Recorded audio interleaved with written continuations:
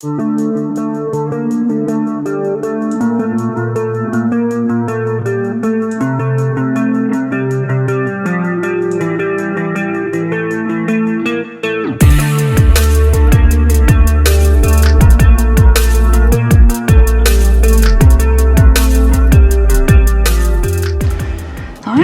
are leaving the cryo building at the Cleveland Clinic. Like I said, there's many different buildings and stuff here, but this building over here that I'm showing you, that is the new one that remember I told you guys about the hotel that we stayed in, and I stayed in for like a month and a half. Well, that's where it used to sit. And then right back in here is the other part of Cleveland Clinic that Steve was at. But no, I was. Yeah, the other one. Yeah, that's what I mean over there. That's just pointing that way. No. And here's my honey. Hello. Well, I'll just show you guys the view as I'm talking. So we talked to Steve's surgeon, Dr. Eggestad, and he is the one that did his liver transplant 8 years ago. He said he has no idea what happened. When they lowered down his anti-rejection medicine, he said that should have never triggered anything. It was such a minute little change that it shouldn't have, done anything. He thinks the same as that my niece is a nurse practitioner. Yeah, a nurse practitioner, and she was saying that a lot of times when you get a virus, it will affect, things like liver and all that type of stuff. And Steve had a bad virus, but it was not COVID because he got tested, and then they even tested him at the hospital, and it was not COVID, but it was a bad enough virus that it actually, the doctor said it actually made his liver like almost shut down for a little bit, and it caused his pancreas to stop doing what it was supposed to be doing, and that is what caused the his sugar and stuff to go up so high, where he never had any problems before. That's what caused his, diabetes to start up, where he had to be on insulin. So he honestly said there is a lot that went on with you that we don't know. Another thing is that anyone that has ever had a liver transplant and ended up getting the GVHD, the ones that did survive it, like Steve, they've never had a rejection in any of their patients. And a lot of them's off of any kind of medicine now, too. Yeah, they're off of all anti-rejection pills. And so he is kind of as dumbfounded as we are. He said that his numbers this time, Steve had blood work done last week and then today, but today was only to show how much the anti-rejection medicine was in his body. But anyway, they're going to start testing him.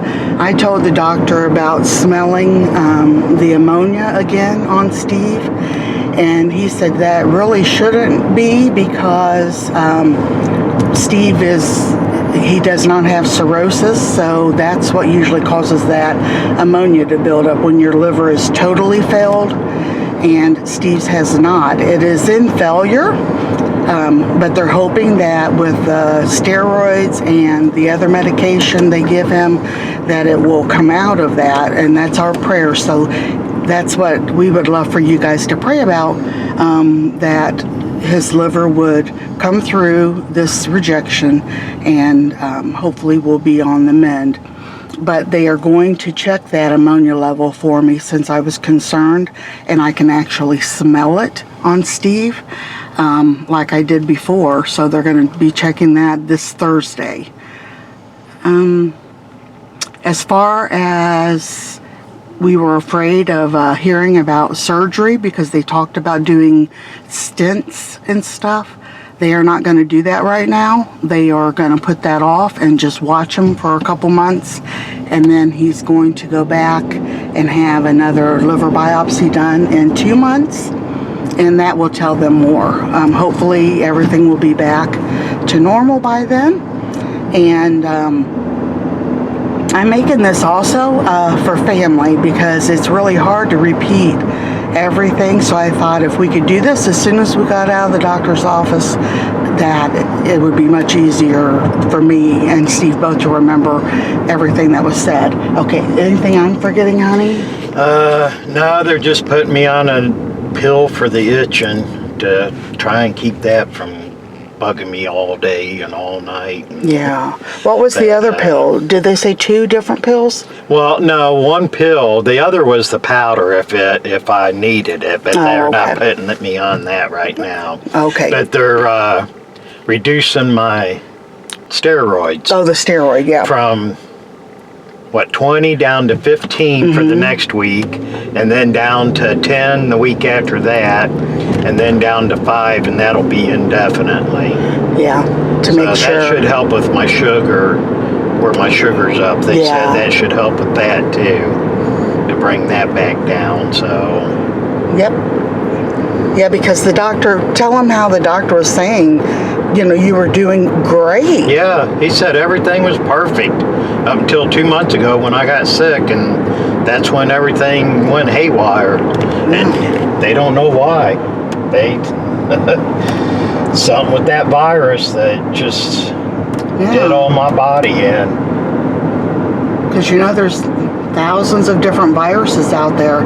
That's when our son and all of his family got sick, and Steve got sick, and I was the only one that didn't. And I just want to thank God for that, because if it did that much to Steve, it could have really messed me up too, and I don't need that. Yeah. Somebody's got to take care of the one, don't we? Don't want us both to be sick at the same time. All right, so we think that is it. If I think of anything else that was said. Yeah, they're not. Did you say they wasn't doing the bile duct stents or anything like that? Yeah, I said they're going to wait a couple months and do the next biopsy. Yeah. So, and it is a natural occurrence for some transplant patients to have that happen, to where the bile ducts they're called vanishing bile ducts. So, but yeah, they'll keep an eye on that. And it just got, like the doctor said, everything just got so much worse. Everything was going good. And it really confused them. He said, I'll be the first to say, I have no idea what happened. His liver and pancreas just took a turn, and they weren't happy. And that's how they showed themselves. Yeah. So, all right, so that's it for, a couple months. We will get back to making our regular videos and cooking, and hopefully Steve will feel like, after he gets on this other medicine, he'll feel like getting out. And there's a few things around town that are happening for the fall that I thought would be fun to film, like the Great Pumpkin Glow and stuff like that. But hopefully we'll get to do that for you guys. So thanks for all the prayers. Just continue them for us. And stuff like this, when it comes to your health, you just kind of gotta play it by ear.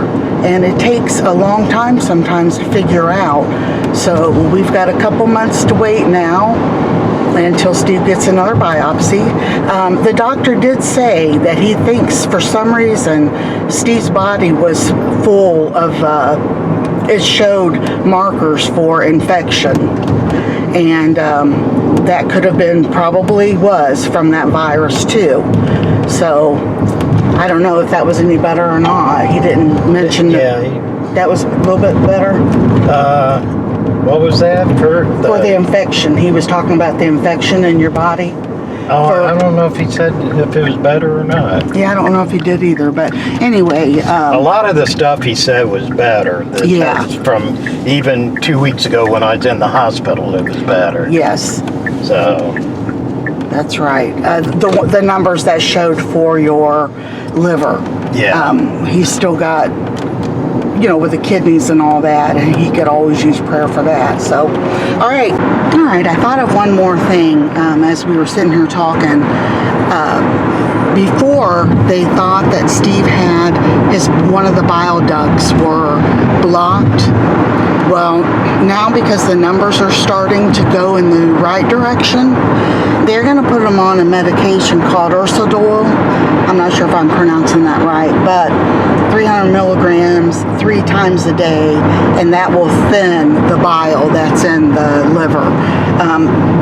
So, like I said, there's a lot of patients get those vanishing bile ducts. I guess you have a lot of them in your liver, but this is one that will help thin that bile, and if there would be any blockages starting or anything, it would thin the bile enough for it to get through and get out, and hopefully that will help with him not to itch.